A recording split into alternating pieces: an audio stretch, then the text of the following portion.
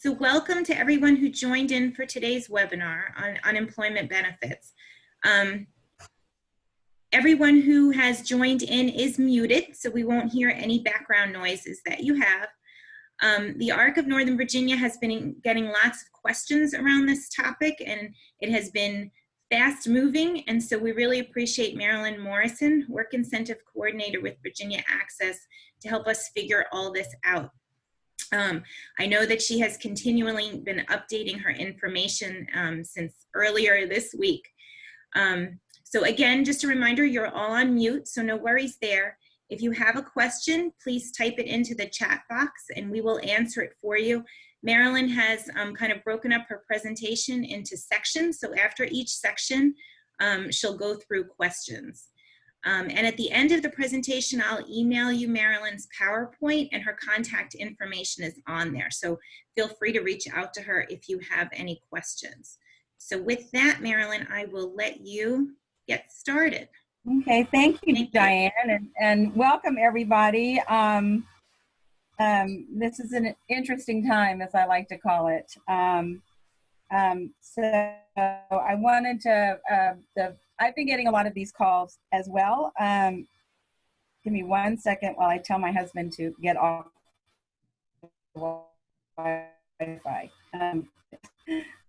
I need the bandwidth, which is a common occurrence for everyone, I think. So we've had a lot of questions regarding this particular issue, and it's a really fast-moving, ever-changing issue. There's a lot of moving parts. I know for those of you that have attended my talks before, I always say there's a lot of moving parts. And unfortunately, now there's even more moving parts in a situation that we've never been in. That's really new across the board. And there are so many questions. Diane alluded to the fact that everything changed earlier this week. I know we were going to do this on Tuesday, and thankfully we moved it to today because the information I would have given you on Tuesday would be completely different than what I'm giving you right now. So with that, let's get started. Diane, I can't move. Somehow I'm not able to move my slides. Let's see. Oh, got it. Okay. Got it. Okay, so just to give you, this is my contact information. Yes, all of the WIPAs and the WISAs and the CWICs are still working. We are working from home. We are taking phone calls. That is my phone number. That actually is my cell phone. You can text me. You can email me. I will do Zoom calls with you. My fax is not quite working at the moment. I'm hoping to have that up by Monday. But we are continuing services as usual, if not more so. And we really want to make sure to answer your questions. My staff is available as well. So what we're going to talk about today is those moving parts. So we're going to look at Social Security and COVID-19 and the systems that they've put in place. We're going to look at those economic impact payments and how they interact with the benefits. I know many of us receive, many individuals receive those economic impact payments earlier in the week, and there are more comings. And I've had a lot of questions about how much a person would be receiving, what the effects are going to be on their benefits, how Medicaid is going to be considering those economic impact payments, as well as who's eligible for the economic impact payments. So we're going to be talking about that. We're also going to be talking about unemployment insurance and the benefits, Medicaid and Medicaid waiver, and how those all interact, and how Medicaid considers unemployment insurance, what they consider when you're looking at those payments. And then I'm going to give you a list of where to find more information. You'll have website links. I will tell you everything is changing almost daily. So we've become an electronic age right now, and I'm going to tell you, quite honestly, what I tell you today may change next week. But I think I know this is the most up-to-date information because I was sending Diane the updated PowerPoint as early as 9 o'clock this morning. So let's talk about Social Security first and what's going on with the field offices. Right now, they are closed to foot traffic. They are accessible online and by phone. If you do not have an online account, if you haven't set up a mysocialsecurity.org account, I encourage you to do that. Anything that you can do online, it's so important to be able to have that access right now. I expect slower than normal responses when you're reporting changes. Most of the claims reps are teleworking. So you might be able to get a phone call back from a claims rep. It may or may not come, and most likely they're working from home. They are social distancing just like everyone else. I've given you some links for some question and answers that you can find. Make sure that you keep receipts when you're reporting changes for future reviews, when you're reporting those changes to Social Security. When you're faxing information to Social Security, make sure, again, that you're getting the confirmation slips from the fax information you're sending. You can find a locator and you can enter a zip code of the individual when you go to Social Security. When you go to the Social Security online site, and you'll see where your local field office is, but you cannot visit it because they're closed to foot traffic. When we're talking about reporting changes, a lot of us have had changes in our work schedules. I'm talking to people every day that either they're no longer working or they're working more. You still do need to report earnings. You still need to be reporting those work incentives that we talk about. You do need to report your check stubs every month. You can either do that online, you can do that using the phone, and I know the phone you will have to wait on the phone. The best time to call is either early in the morning or late at night, or use the online reporting system. Social Security also has set up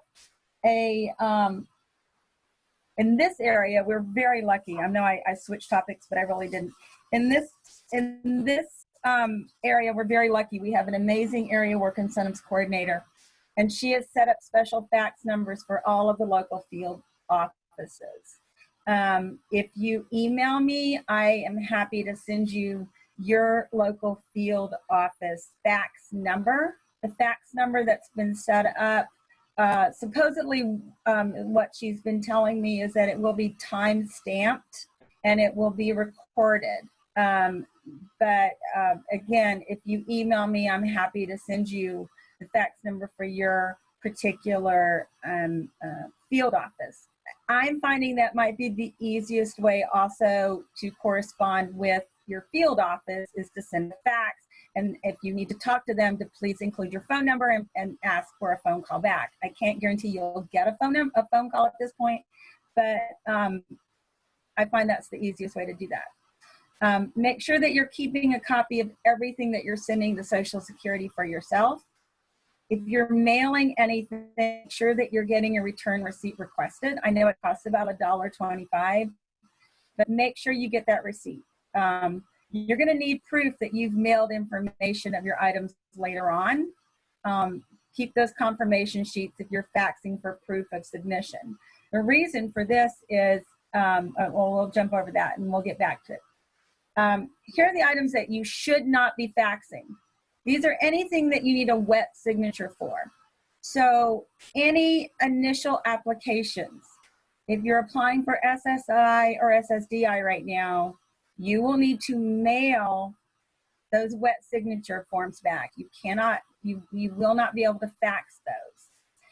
Any retirement applications, children's insurance benefits, anything to do with anything that's needed a wet signature, that SSA 16. Any representative payee applications. This is the list that they are not taking faxes for. You will need to mail. So anything that you need a wet signature for, that means you have to sign, they have to see the signature. This is the list that you will need to mail those, that information in, okay? Let me tell you what Social Security is doing. I know I put a list here. They're not doing walk-ins. They're not taking appointments. If you had an appointment with Social Security, that will be rescheduled. You can call to reschedule it. Social Security is saying that they will be contacting folks that had appointments, but for those of you that have heard me before, you know, I believe in being proactive, proactive. So I would recommend, if you had an appointment, I would say call and reschedule. Right now, they are not doing medical CDRs. So for those of you that had any sort of medical reviews, okay, medical only, medical CDRs, they are not doing medical CDRs. So if you had a medical review, they are not doing the medical reviews right now.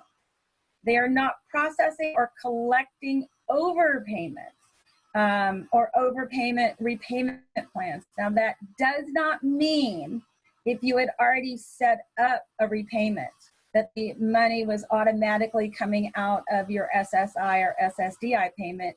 That will remain.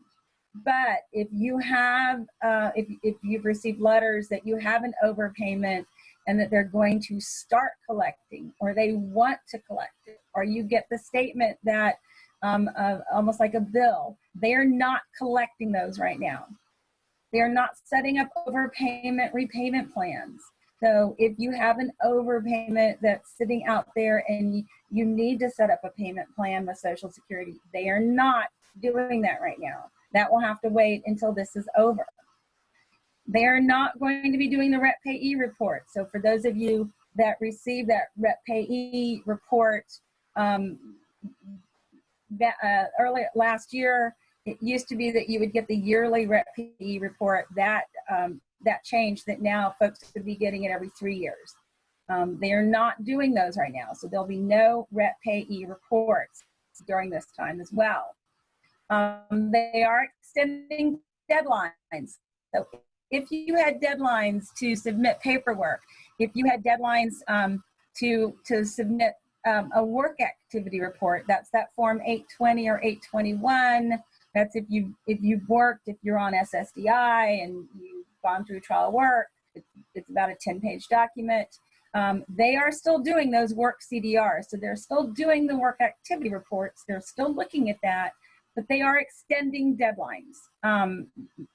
I would say don't automatically assume. Again, don't look for logic with Social Security. Don't assume. Definitely call and make sure that if you have a deadline, that you do need to have that extended. Here's what they are doing, okay? They are paying all Social Security benefits. If you are already in the system as a REP payee or as a beneficiary, Social Security is still paying those benefits. You should have seen your benefits in April, and there should be no delay or interruption in that process. They are still processing applications. I talked to the area incentives coordinator yesterday, and this was another one in another area who is excellent as well. He also did say that they are processing they're processing applications, but they're moving much slower. So if you were expecting, normally I would say the application process can take 6 to 9 months. I would say at this point, look for it to take at least 9 months. I spoke to someone yesterday that said that they had already started receiving benefits. They had an approval, but it was really in a presumptive stage. It was temporary until they were able to verify all of the information. You might be seeing more of that. So you might be seeing a letter that says, we are provisionally granting you benefits until we're able to verify information. So you might see more of those letters. Again, if you get letters that you're not quite sure of, if you get those Social Security letters, please feel free to give me a call. And at this point, I will honestly tell you, you can call me at any time, because that's what I'm doing right now. I'm very blessed to be able to do what I do and provide this service to folks. Let's talk about potential overpayments, because this is a concern I know for everyone. Slower changes can mean slower adjustments. So if you have been working, or you have a child that's been working, you know, under SSI rules, SSI is reduced. For every $2 they earn, they lose $1 of their SSI. As we've talked about before, SSI puts an estimate into their system, and then the estimate changes based on recorded updates to income. Those adjustments are going to be slower to happen. It means that potentially you will have overpayments, or you could have underpayments. It's all going to catch up with itself, but remember, it's going to take a little bit more time for it to catch up. So my staff, my team, and anyone else that's working, the work incentive specialist advocates as well, we fully expect that we'll see a lot of underpayments and overpayments moving forward because of that. As folks stop working in March, you reported your income in April, you may not see a change until June or July. Or you might see it faster. You know, I would love to hear if anybody does see that change quicker. But I do want to let people know that it can be slower, especially for those SSI recipients. You know, remember, changes that potentially affect SSI are if you stop or start work, if you increase or decrease in pay, divorce, marriage, and then receipt of unemployment insurance. And we're going to be talking about the effects of unemployment insurance on SSI benefits as well. And remember, all SSA earnings rules are still in place. Nothing has changed. The rules have not changed. Social Security rules, earning rules have not changed. So that $2,000 resource threshold is still alive and well. You can't, remember, you cannot have any more than $2,000 in any combination of accounts, or you potentially will be considered over-resourced. So please be aware of that as we move forward. Any of these changes are encouraged to be reported as soon as they occur. That has not changed as well. It's just been a little bit more difficult to report those changes. So let me give you an example that we know that this is happening. So this is the SSI individual report to change. The action is just will be slow to occur because of COVID, or you know, as I spelled it. And I as a one aside, I do have to apologize if there's typos. As I said, I was changing this up as late as 9 o'clock this morning. When SSA records the change, there can be months of possible incorrect SSI cash received, which could result in a possible overpayment or underpayment. We are encouraging folks to contact us, my staff, so we can run a benefits query. Our systems are still up, so we're still able to run those benefit query reports that are those snapshots that we talk about that can verify benefits. It verifies earnings. We can run those, and if we can look to see what the estimated wage is that's reported by Social Security. Again, because if the individual does report in a timely manner and then has proof of reporting, we can help you with the waiver request for overpayment. That's one of the reasons why we say to please report changes and to keep your copies of your correspondence with Social Security, because if you've done your job in reporting, then you have the proof of reporting Social Security will consider a waiver request for overpayments because you've done your job. You reported just like you were supposed to report. Unfortunately, Social Security was not able to do what they needed to do to update the system. So that can result in an overpayment. So my team will be able to help you with that waiver request for overpayments if that does happen. The economic income payments, let's talk about that. That's a big question, and I've given you a link that you could go to. I would encourage you to go to the IRS link. They're updating that almost daily, if not hourly.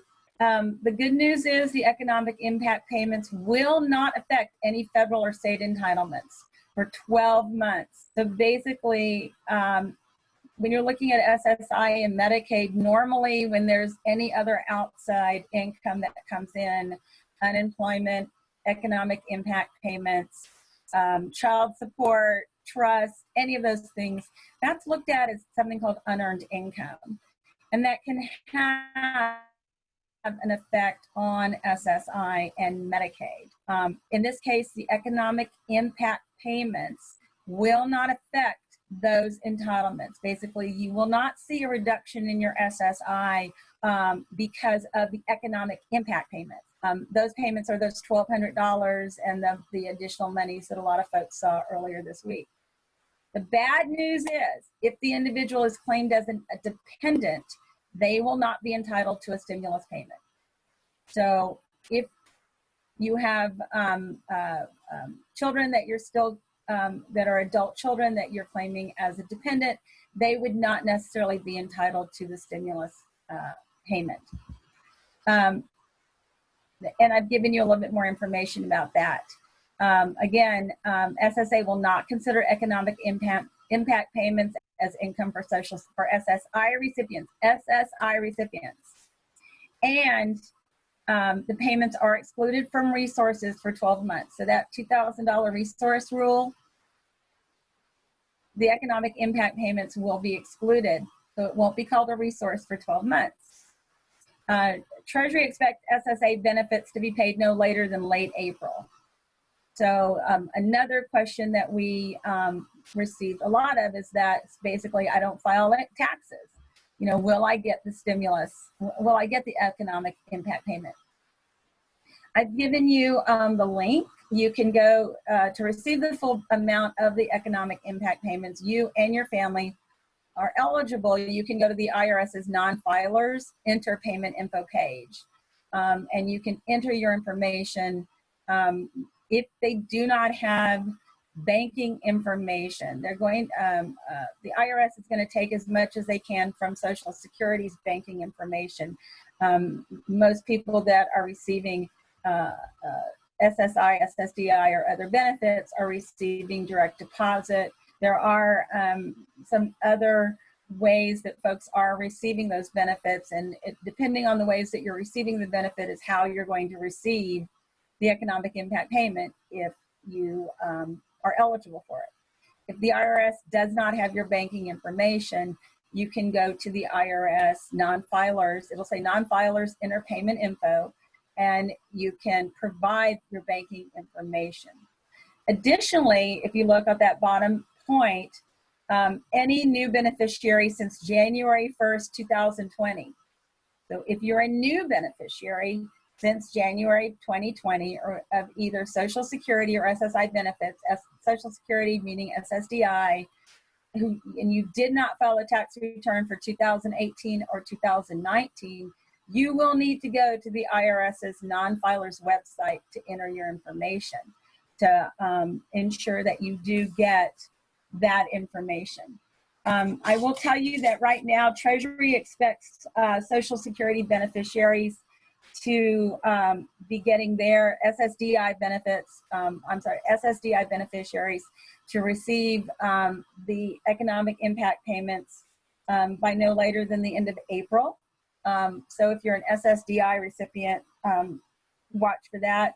SSI recipients, Treasury is saying by the end of May. So hard copy checks are going to go out after banks have been, after those folks that have their bank account information registered will receive. They're hoping to have all the this first stage of stimulus checks to citizens by the end of May. But you can also go to the IRS site to find out if you are eligible for the impact payment. And if, for instance, you didn't receive all of the impact payment, I've been hearing from folks that maybe they thought they were eligible for more, that they had children. You can also go to that IRS site and you can also verify that you are eligible for that impact payment. So Diane, do we have questions? Yes. Here's one question. For those receiving unemployment due to their place of work being closed, do they have to include the extra unemployment stimulus when reporting monthly wages? That's a great question, and we're about to answer that question actually. Okay, so we'll wait on that one. You'll answer it in the next part. We're about to go into the unemployment section. Okay, let me see. We have. That's a great question. Thank you. One other one. I was working in DC under $900 a month and was laid off. I live in Virginia and they told me to file for unemployment in DC. I did with my checking account number and it was confirmed. When will I receive my unemployment check and stimulus check? I think you just answered that. Well, the stimulus check I just answered, and going into the unemployment insurance, I'm going to answer that question. Unfortunately, I can't tell you. Overall, within the unemployment system, each jurisdiction is different. So Virginia has their own rules, DC has their own rules. You needed to apply in DC because you were working in DC and the company is based in DC. And that's the reason why you applied in DC. In order to find out when you're going to get any funding from DC, I would say you need to go back and check the DC website. And you can go in using your account number and they should be able to tell you when you're going to get it. Generally, there's about a 14-day wait. Virginia, there's a little bit less. Virginia's taking about 10 days. And then, there are certain procedures you'll need to follow using the DC guidelines. And then two more questions. One, someone asked if a recording of this is going to be sent out. Yes, this is being recorded and I'll send it out to all the attendees after the presentation today, along with the PowerPoint. Here's another question. When the payments are excluded from resources for 12 months, but then what? How will it affect SSI Medicaid after that 12-month period? Well, then it can be considered to be a resource. And remember, you can't have any more than $2,000 in resources. So it's after 12 months, if the money is still in just a general bank account, savings account, it's still there, and it then gets combined with any other monies in any other account, and then it's going to be counted as a resource, and it can have effects on your SSI and Medicaid, just like the general, the $2,000 resource rule stands at that point. Now that doesn't mean that you can't. I should say this. That doesn't mean that I would encourage you, if you're able to, now is the perfect time to start looking at either an irrevocable trust, looking at an ABLE account, signing up for an ABLE account. You can put this money into an ABLE account, and it's a great way to get your ABLE account started. And then it will be excluded from any resource rules, as long as it sits in the ABLE account. Another question, I think you just answered. Would you recommend transferring the stimulus check amount to an ABLE account? I will honestly tell you, I don't make recommendations. All I can say is right now, there's no rules that are governing what you use the stimulus check for. So I would say now is a great time. If you've been wanting to start an ABLE account, now is a great time to do it. If you're able to move that money over, I'd say, yeah, yes. I do recommend it. Yes.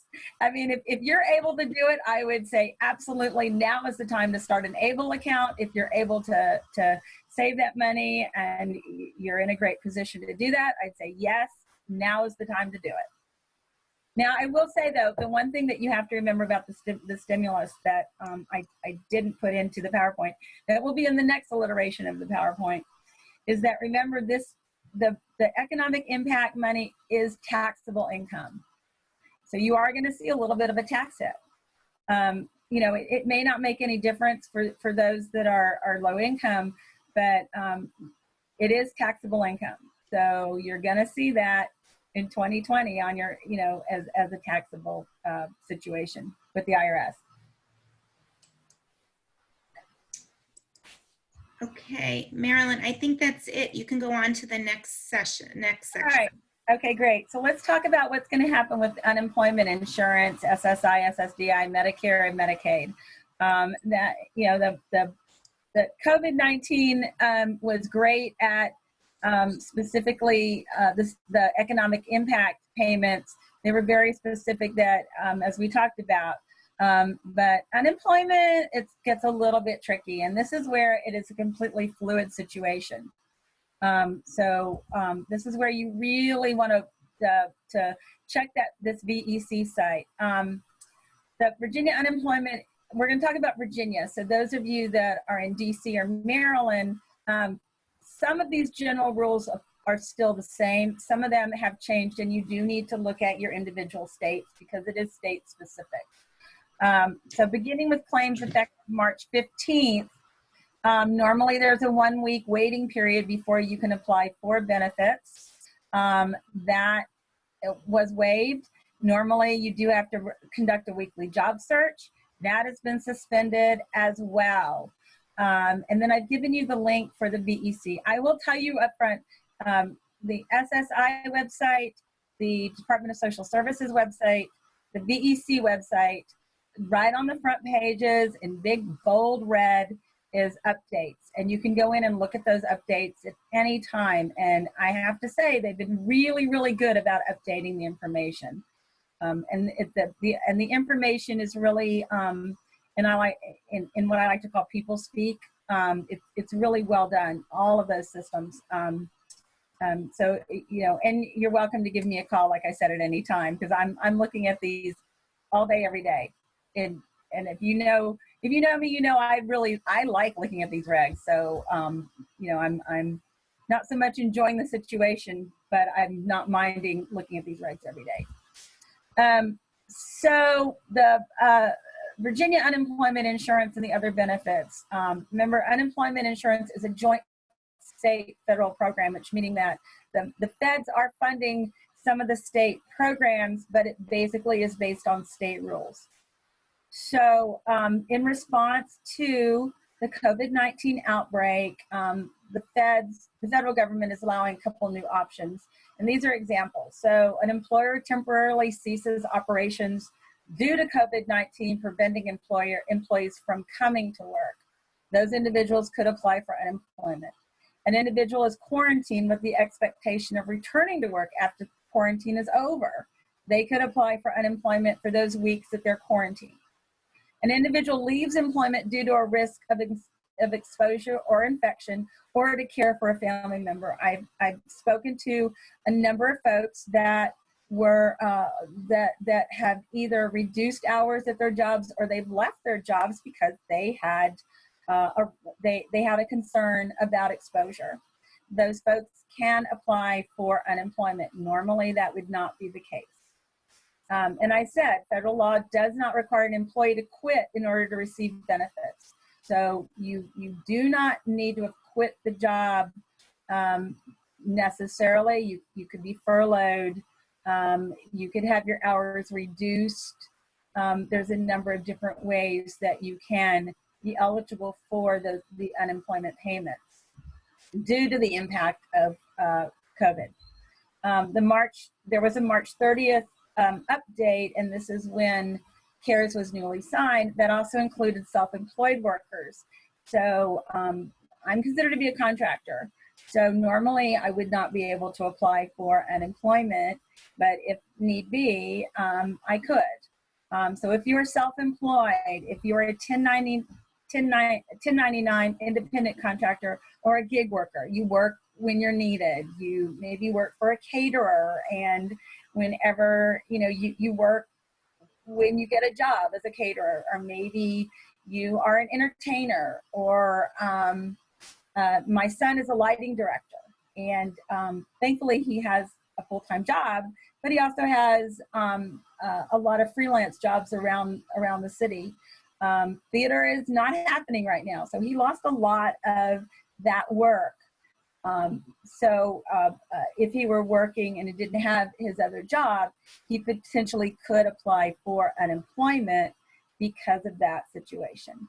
Workers with a limited work history. So if you don't have a full work history, there is a possibility that's a little bit of a gray area, and we're going to talk about that a little bit, but that's a little bit of a gray area within the state of Virginia. We're going to talk about that. So the new law also increases weekly benefits for all unemployed workers by $600 a week for up to 4 weeks. $600 a week. That is really substantial. And 13 weeks of benefits on the number of, and an additional, an additional 13 weeks of benefits onto the number of weeks the state currently pays benefits for. Currently in Virginia, it's 26 weeks, so they've added an additional 13 weeks onto that. The additional $600 is only up to 4 months. So you need to be aware of that. The other thing that I do want to stress with unemployment benefits is, again, that's taxable. So make sure that when you're applying for unemployment benefits, that they are taking the taxes out, especially with that extra $600.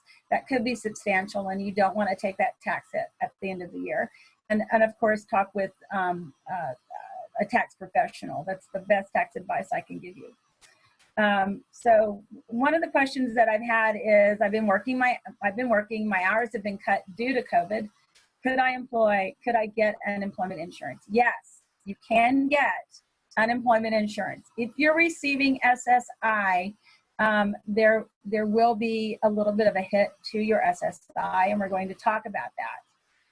If you're receiving SSDI and Medicare, okay, only for those people that are only receiving SSI and you have Medicare benefits. There's no SSI, there's no Medicaid, there's no waiver. You're strictly getting SSDI and Medicare, receiving unemployment. There's no effects, there's no problems.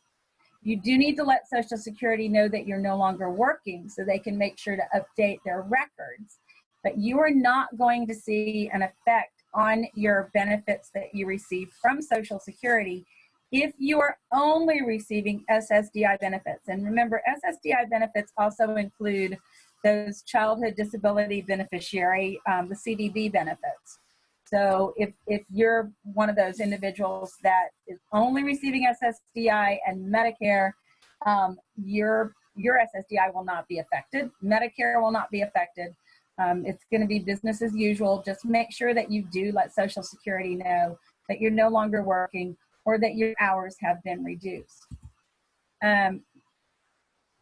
Another question is, I'm receiving SSI. How would SSA consider unemployment insurance? That's a really great question. I've received that a lot. And in fact, I wanted to double check something today with Social Security, and really nothing has been updated. But SSA considers unemployment benefits to be unearned income, okay? When an individual is receiving SSI, that means that they could have a one-to-one offset to your SSI amount that you receive. So for instance, if you're eligible for the full amount of SSI for 2020, which is $783, and then you've stopped working, and then you receive $200 a month from unemployment, you'd be eligible for $583 from SSI. So it's a one-to-one offset. So if you're going to be getting unemployment, now remember with unemployment, that $600 that we talked about, you only have to be eligible for $1 of SSI, of unemployment. So you only have to be eligible for $1 of unemployment, only one. I have a client that called me the other day. He was very excited. He was approved for $90 of unemployment, but he's also going to be getting the additional $600 a week. Anyone that is found eligible for at least $1 of unemployment will be eligible for that $600 a week. So that means potentially you would not be eligible for your SSI during the time that you're receiving that additional $600 a weekly benefit. You will not lose your eligibility to SSI. They will put you in suspension. So you'll be in suspended payment, but you will not lose your eligibility. You do need to report your unemployment benefits to Social Security. Any income that an individual receives, either through work, through unemployment, through grandma gives you some money, you get graduation funds, alimony, child support, anything has to be reported to Social Security using, as I said, fax or mailing that information in, but you do need to report that. That's very important because that really could mean some overpayment situations, especially when you're receiving unemployment, because that $600 a week is, $2,400 a month will mean that you would not be eligible for your SSI. Again, it doesn't mean you're going to lose eligibility. It just means that your benefit status will be called, you'll be put in suspension, which is called. Once you're no longer receiving that $600 a week, you're still going to be reporting to Social Security as your unemployment drops below because of that $600 no longer being received. Then some part of your SSI will come back. But again, it's a one-to-one offset. So if you're eligible for $783, you're only eligible for $90 of unemployment, your SSI would be reduced by that $90. And yes, it's very important to report. And it says you must report this to SSA. So absolutely yes to that question. Let's talk about, I'm sorry, Diane, any questions? Yes, we have a couple of questions. Let's see. If you apply for unemployment insurance, do you have to pay this money back after when you retire? Well, unemployment is different. So unemployment you don't pay back. It has nothing to do with retirement. It's a benefit that is given because you're in a situation now where you're not able to work and earn income. So one has nothing to do with the other. And here's another one. For adult dependents who are disabled, there is no economic impact check. Is anyone advocating for a change to that? For adult, so adults, I'm sorry, ask that question again. Sure. For adult dependents who are disabled, there is no economic impact check. Is anyone advocating for a change to that? Yeah, that's a problem. That is a huge problem. And I know that I'm on my organization on the national level, Virginia Access, there is some advocating work. I don't know about the ARC, Diane. I'm sure that Lucy could speak to that. But yeah, that is a huge problem, that you have adult individuals with disabilities who are still dependents, and they're technically not eligible for that economic impact. And on top of that, the parents are not eligible for that economic impact, that $500, because they're adult children. They're over the age of 18. So yeah, it is a situation, absolutely. And then one other question, does the stimulus check affect your $910 per month trial work period? Nope.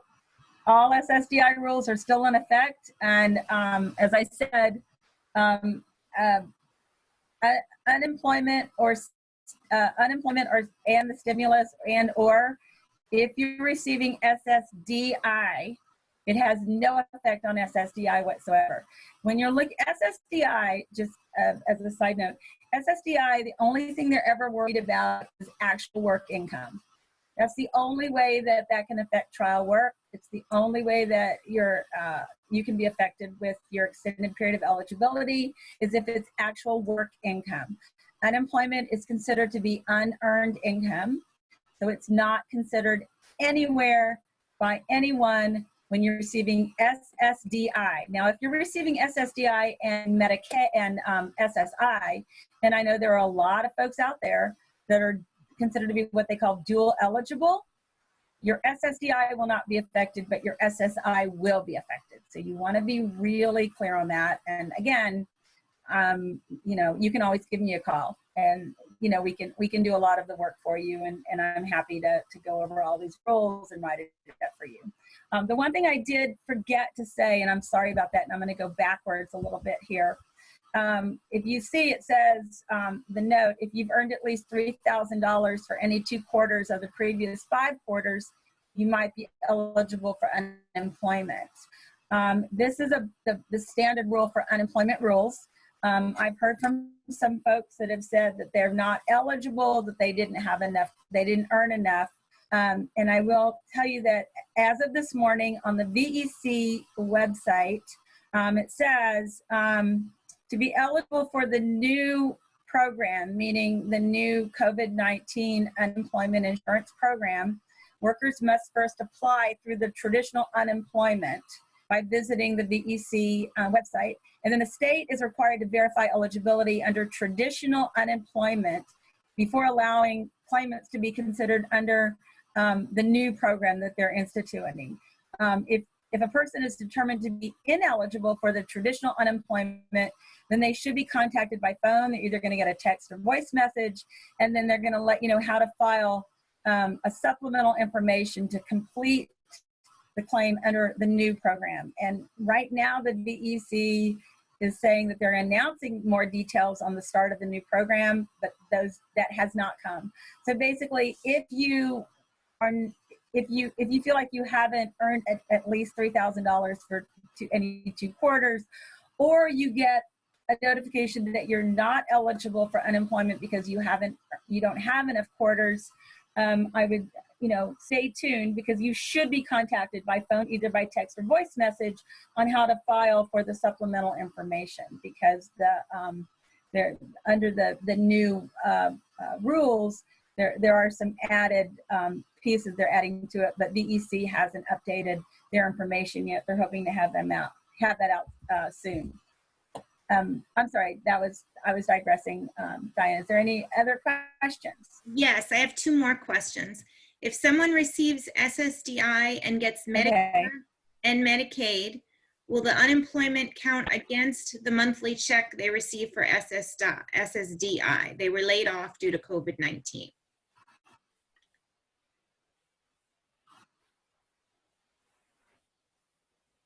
Okay. Well, you kind of broke up, but I kind of got the gist of what you're saying. Can you hear me? Yes. Yeah, you're. Wait, can you hear me? Yes. Diane? Yes, I can hear you. Hello? Okay. Can you hear me? Yeah, you broke up a lot. Can you? Yes. Let me read the question again. If someone receives SSDI and gets Medicare and Medicaid, will their unemployment count against monthly check they receive for SSDI? They were laid off due to COVID-19. No. If you're getting SSDI, okay, let's only talk about SSDI. If you're getting SSDI, be very clear about the benefits that you're receiving, first of all. If you're receiving SSDI and you receive unemployment, your SSDI will not be affected. Okay, thank you. And I have one last question. Our job coach advised completing the UI application at VEC because of the changes and new rules. Yes, that's what I just sort of went over. That's absolutely true. Even if you're not sure that you have enough work history. There's some question about that. You want to go ahead and you want to apply for unemployment anyway, because there are updated rules. It's just that VEC hasn't caught up with the rules yet. So you need to be in the system so they can then contact you. Okay? Okay. And that's all the questions we have right now, Marilyn. Thank you. Okay, so let's talk about the impacts of unemployment on Medicaid. I know that's weighing heavy on a lot of folks. So let's answer that question. I will tell you, if you have not gone into coverva.org, I really encourage you to go to coverva.org. They're updating the information on a regular basis and really doing a terrific job of it. Right now, Virginia Medicaid, you'll say there's no copays for any Medicaid or famous covered services. So if you do need to see a physician, there are no copays for any Medicaid covered services. There's no approvals needed, and there's automatic approval extensions for many of the critical medical services. They are encouraging telehealth. You cannot be terminated from Medicaid during this time as well. But I do encourage everyone to go to Cover VA to look at the updated rules, because they are updating daily, which is why we're doing this today and didn't do it on Tuesday, because they updated their rules.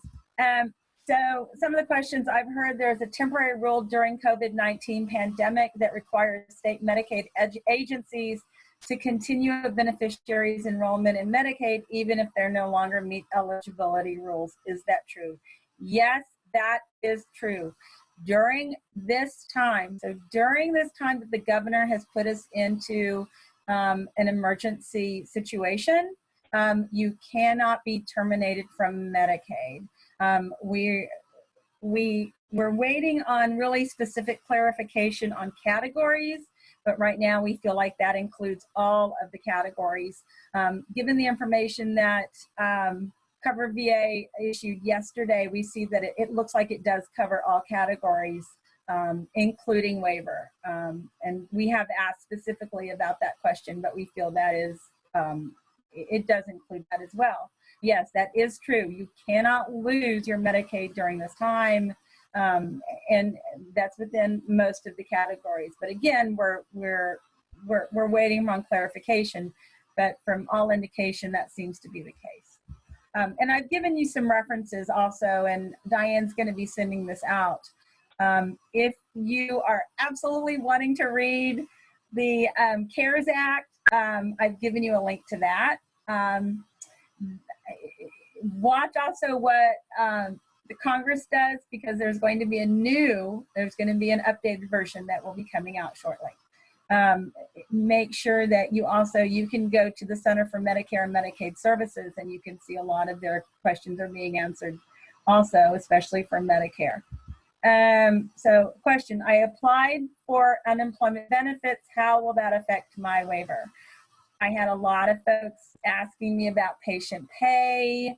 That's that special earnings allowance, and then if you're receiving over a certain amount, you may have to pay that back as sometimes as a copay to your provider.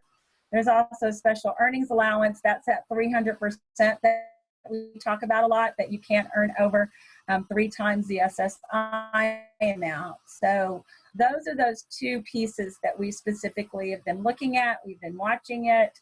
There was a lot of concern about that. I had a lot of questions about it. We had a lot of questions. My team had a lot of questions about it. Up until Tuesday, the rule looked one way, and then as of Wednesday morning, the rule changed, and it changed for the better. So I'm really happy to share this information.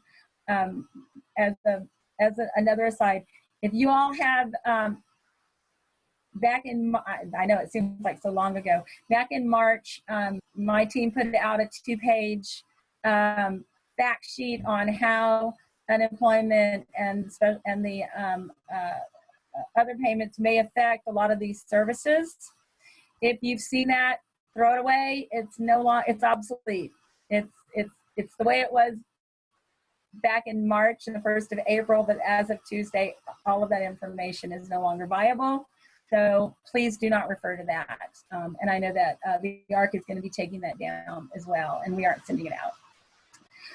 But so the question is, I applied to unemployment benefits. How will they affect my waiver? I gotta look at my hard copy here because I'm part of my screen is being blocked. So give me 1 second. So basically, normally you have that special earnings allowance, and that's at 300% of SSI, which is in that $2,300 range. Normally, under Medicaid waiver rules, you can't earn any more in that. You can't have any more within earned or unearned income to be able to maintain your waiver services. And one of the questions that I've had is, I'm applying for unemployment benefits, and how will Medicaid look at that? I've given you exactly what the law and what DMAS and DBH has said, and that is per federal law, the stimulus payment, which was approved as part of the CARES Act, and that's that. This is the, we're going to talk about the additional payment in the amount of $600 a week. So that $600 a week was causing a lot of folks some concerns.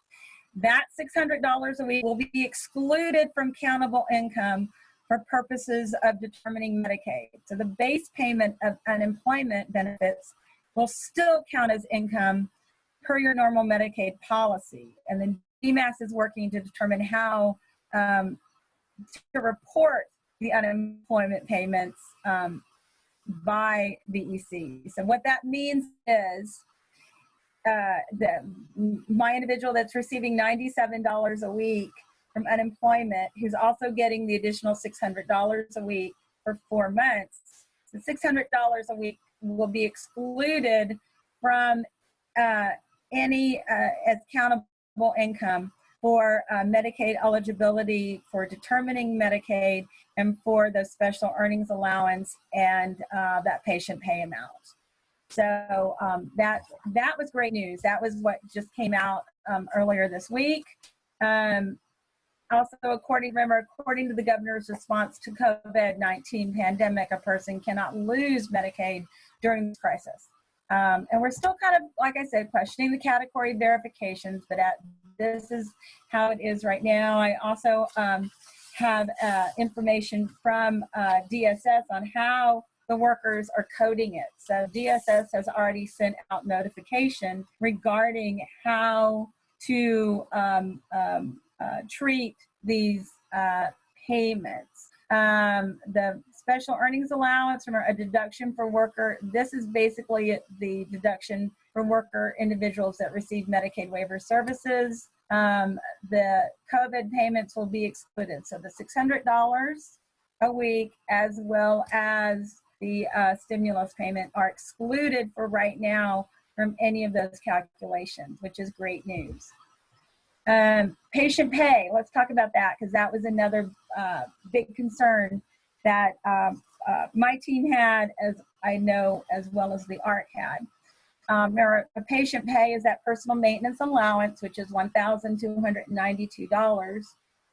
Generally, a person is subject to a patient pay if they're receiving more than $1,292 from any unearned income source. So if you have an individual that's receiving SSDI and they're receiving, say, $1,400 from SSDI, generally they may have what's called a patient pay of about $108 that they pay back to the provider. It's almost like a copay.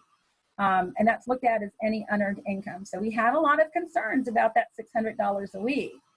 And then from the directive that we received a couple days ago from DBHGS and DMAS, that additional $600 a week will not be counted as unearned income. It is an exclusion.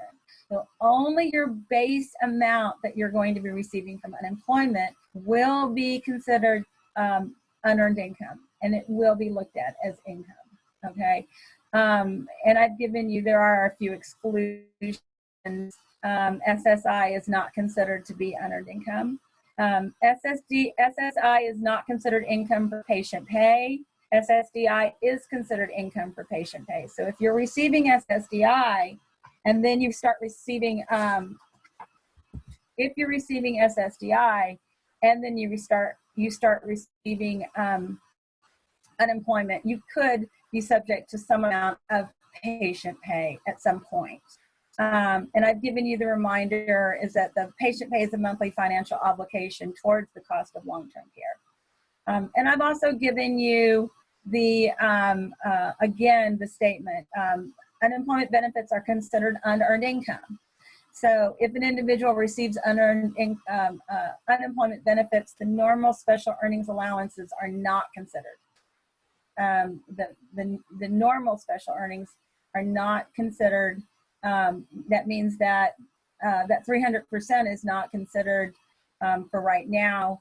Individuals could be subject to a patient pay if they're receiving SSDI and unemployment. So I've also, again, given you the per federal law, the stimulus payment, which was approved as part of the CARES Act, which when we're talking about this particular stimulus payment, we're talking about that additional $600 a week that will be excluded from countable income for purposes of determining Medicaid.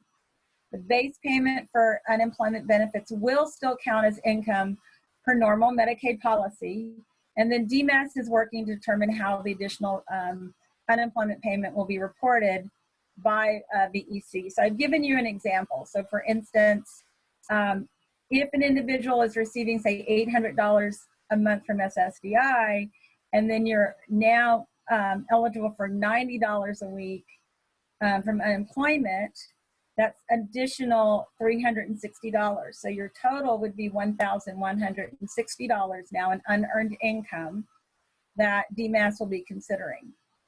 In addition, Mary, you will get the additional $600 a week. That might not be considered. So right now, according to what we're seeing from DMAS, the additional $600 will not be considered for now. We're still waiting to see, as we understand it, that's going to be for the duration of the four months that an individual is eligible for that $600 a week. But again, we're still waiting on some clarifications, but from all indications, that's what we're seeing so far.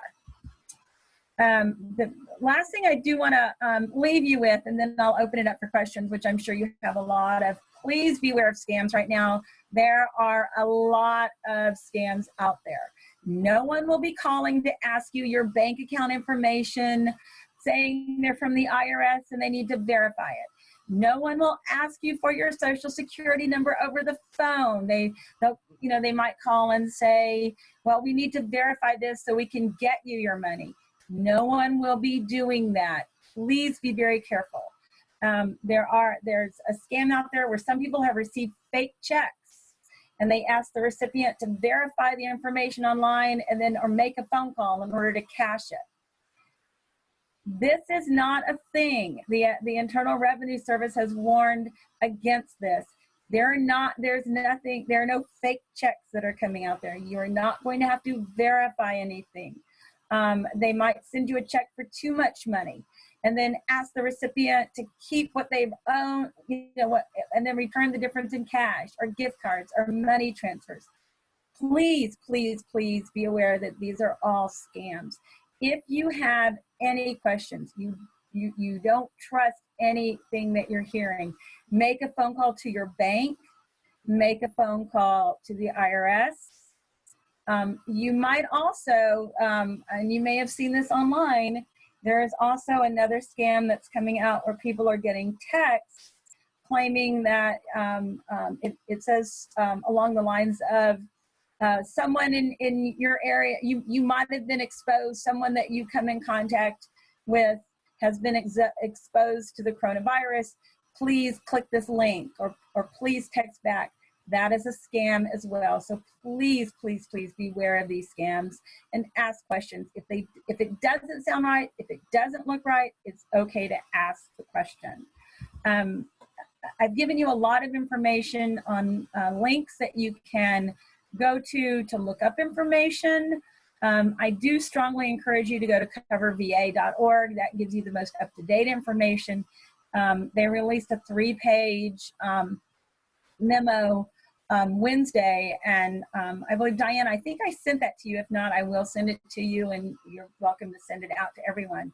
I've also given you information on the unemployment insurance and SSA.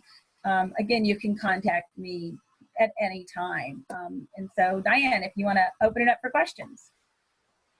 Okay, thanks, Marilyn. Yes, we have questions. I see that. Ooh, there's a lot of them. Let's see.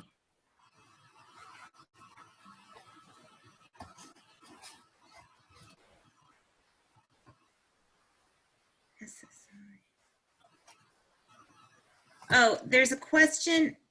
SSI and $600 a week, is that patient pay, yes or no? Yes, okay, so if you receive SSI and the $600 a week, SSI is not considered to be unearned income, so that's excluded from patient pay. $600 is excluded from patient pay. The only thing that would be considered unearned income would be the actual base amount that you'd get from unemployment. So the way the law is written right now, an individual is eligible for unemployment, but then on top of the base amount that you would get normally, there's a normal amount that individuals would receive if they apply for unemployment. Generally, it's about half of what an individual would have earned on the job. Because of the CARES Act, it's adding an additional $600 a week, not a month, a week, to that base amount of unemployment. The $600 is also excluded from any calculations on the Medicaid side. If you're receiving SSI, that $600 a week will have an impact on your SSI. Hope that answered the question. Okay, thank you. I do want to share, Tia Marsili, who's our Director of Special Needs Trust at the ARC, is on the call, but she's also a parent. And she just wanted to share that job coaches who are actively working with people who are still getting paid for 4 hours a month and can help fill out the application with you on the VEC website.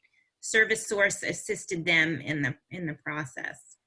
Yes, and I will say, and if there's and all of the job coaches across the land right now are being encouraged to assist people with unemployment insurance.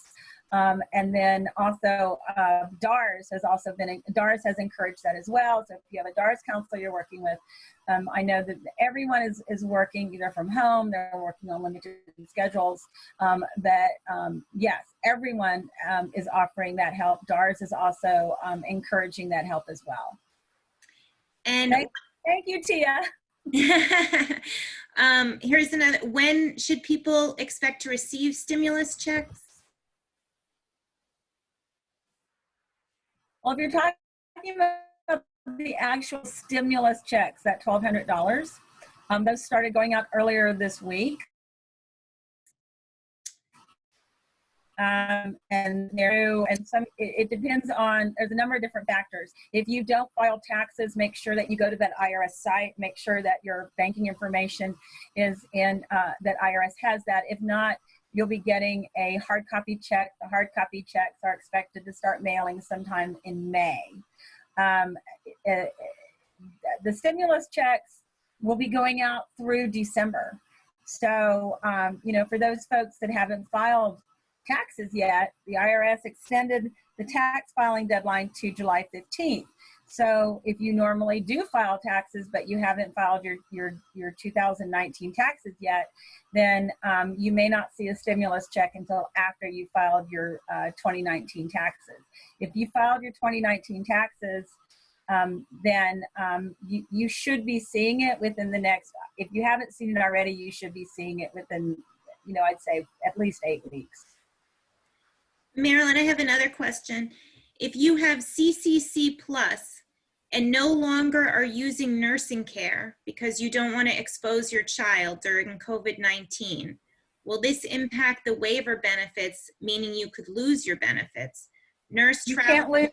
Okay. Yeah, yeah, no, as of right now, because of the order, you cannot lose your Medicaid. You can't lose your health insurance.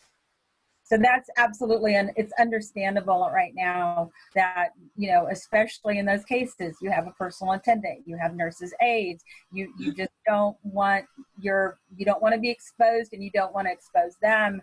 And that, you know, that is absolutely considered right now. And I can say my organization, I know the ARC is looking at this.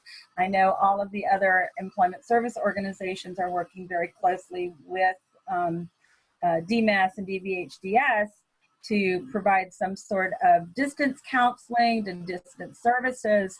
But no, your waiver eligibility should not be impacted because we're under special circumstances right now. And that is the way the law, that's the way the governor has put the executive action into place. Let me see, there's a couple of other questions. Someone, just a reminder, a couple of people have been asking this. Yes, this presentation and the recorded webinar will be posted. So I will send you a link to that information so that you could watch it again. I will also share that the executive director at the ARC National recommends that everyone call their congressman to make them aware that adult dependents were not included and will not receive stimulus checks, and that needs to change. So we talked a little bit about advocacy later. So we're asking everyone to kind of do their part and advocate for that. Can I also say one other thing, and this is just my, the CARES Act is being updated, it's being amended. I know we've all read about it, we've all heard about it. The one piece that was not in the CARES Act that I found interesting was medical and healthcare. So keep that in mind, that folks can still lose their health insurance. If you're working and you were receiving health insurance from your employer, there is nothing in the CARES Act that maintains an individual's health care. That's my other piece of it. I found that interesting in the CARES Act. When we're in a pandemic, that's what happened. So it might be something to speak to your congressman about as well. Marilyn, we have a couple of other questions. If someone was claimed as a dependent in 2018, but filed as an individual in 2019 without being claimed as a dependent, will they get a stimulus check? You should be eligible. Yeah, you should be eligible for a stimulus check. I'm sorry, I interrupted you, Diane. No, the person who claimed them in 2018 has not filed 2019 taxes, but will not claim the individual for 2019 when they do file. I think it's important. You may have to wait until, you know, if you filed taxes and on the tax form that you filed, I guess that would be my question.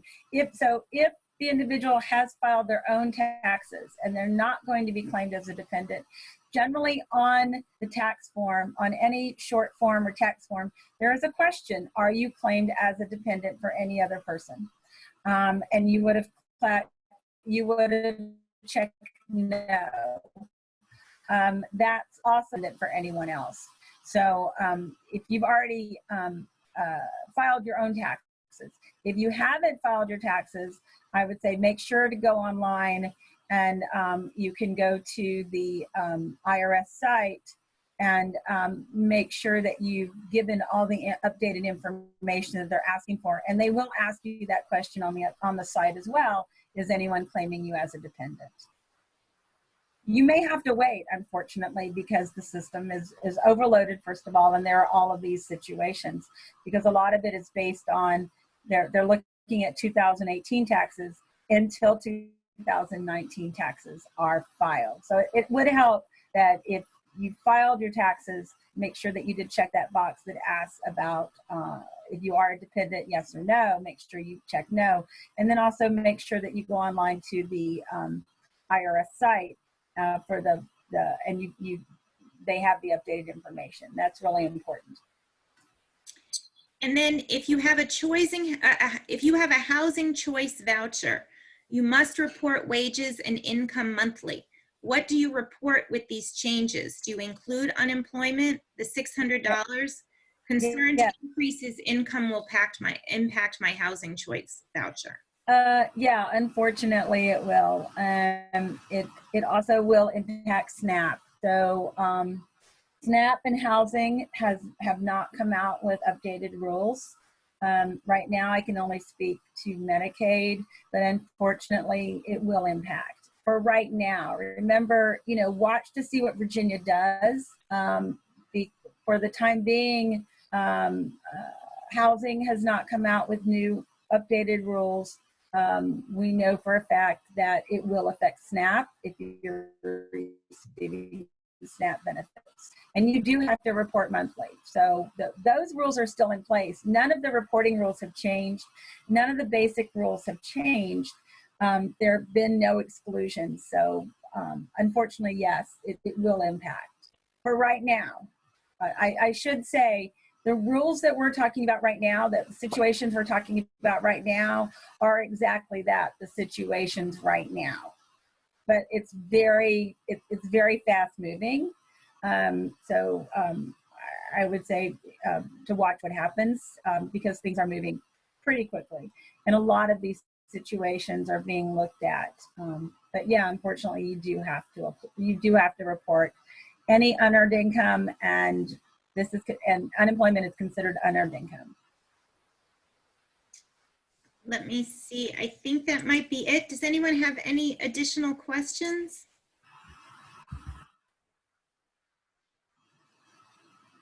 All right. I think that is it.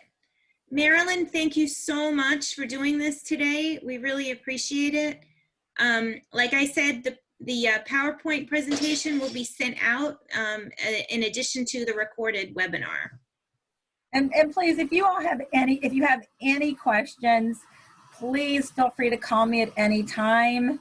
I've had a lot of folks that have called me that have apologized. I'm sorry. Don't apologize when you call. I am here to answer your questions. I'm here to help you. If we need to run a benefits query, I am more than happy to do that. I say this every day that this is not a job. I am lucky to be able to get to do this every day, and I love what I do. And I want to thank the ARC for having me today. As I said, I'm happy to answer any questions offline. Send me an email. Please feel free to call me. I'm happy to help you navigate through all of this bizarro world, as I like to call it. Well, thanks so much, Marilyn. And when I do send the information out, please feel free to share it with whoever you think it will benefit, and we'll post the information. The one thing I will say about sharing is, again, I can't stress enough, this is it's an ever-changing situation. So, I'm going to send I will send the ARC updates as I get them. So I'm sure that any updates will be posted. But if you're sharing, I'd say for right now, share, but maybe Monday, you might want to look to see. There can be changes. Okay, that sounds good. Thank you all. Bye. Bye.